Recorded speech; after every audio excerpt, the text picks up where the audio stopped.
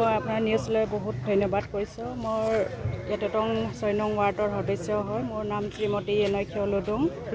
মই উপ সভাপতি হিচাপে মই আজি শপত গ্ৰহণ খাইছোঁ।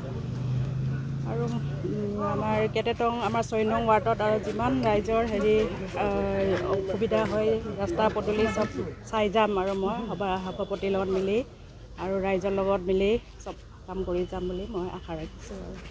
প্ৰথমে মই আপোনালোকক চবকে ধন্যবাদ জ্ঞাপন কৰিছোঁ, লগতে নমস্কাৰ জ্ঞাপন কৰিছোঁ। মই শ্ৰীমতী মঞ্জু চেত্ৰী, কেটেটং গাঁও পঞ্চায়তৰ 3 নম্বৰ ৱাৰ্ডৰ হৈ মই ৱাৰ্ড মেম্বাৰ হিচাপে খেলিছিলোঁ। তাতে মই বিনা প্ৰতিদ্বন্দ্বিতাৰে মই বিজয় লাভ কৰিছিলোঁ। আৰু লগতে আজি এই কেটেটং গাঁও পঞ্চায়তৰ সভানেত্ৰী হিচাপে পদ আসন গ্ৰহণ কৰিছোঁ। মানে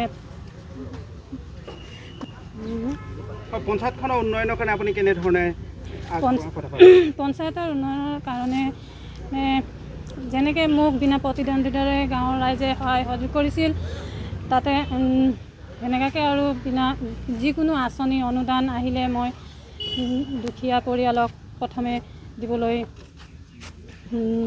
সহায় সহযোগ কৰিম। আৰু লগতে মোক সহায় সহযোগ কৰা ৱাৰ্ড মেম্বাৰসকলক লগত লৈ মই পঞ্চায়তটো আগবঢ়াই যাম। আৰু আগন্তুক 5 বছৰ কালত যাতে আমাৰ পঞ্চায়তৰ কোনো বেয়া কিবা ভাৱটো নাহে। আৰু ৱাৰ্ড মেম্বাৰসকলক মই লগতে ধন্যবাদ জ্ঞাপন কৰিছোঁ। তেওঁলোকে মোক সভানেত্ৰী হিচাপে বাছনি কৰাৰ বাবে। সেইটোৱে কৈ মোৰ ইয়াৰ বক্তব্য সামৰণি মাৰিছোঁ। তোমালোকৰ নিউজত ধন্যবাদ জ্ঞাপন কৰিছোঁ। আৰু লগতে আশা ৰাখিছোঁ আমাৰ 10জন সদস্যই চব নতুন ৰাজনৈতিকভাৱে প্ৰথম পদক্ষেপ দিব গাঁও পঞ্চায়তত। তাৰে মাজত আমাৰ 10জন ৱাৰ্ড সদস্যসকলে মিলি সমিলমিলভাৱে যিটো মিলা প্ৰীতিভাৱে কোনো কণ্ট্ৰভাৰ্চি নোহোৱাকৈ আজি আমাৰ সভাপতি নিৰ্বাচন হ'ল। সভাপতি হিচাপে নিৰ্বাচিত মঞ্জু চেত্ৰী আছে।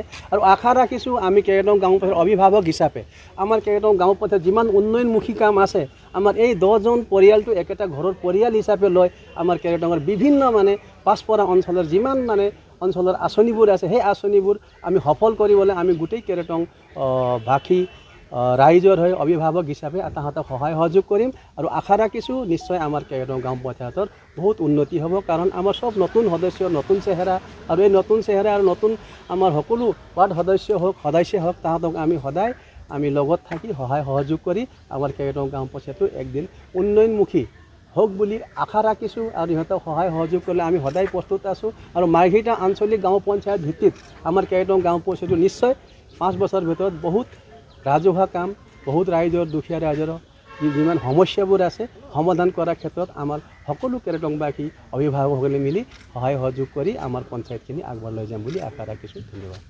যিকোনো খবৰৰ বাবে যোগাযোগ কৰক 7099017330 লগতে 7099017110 নম্বৰত।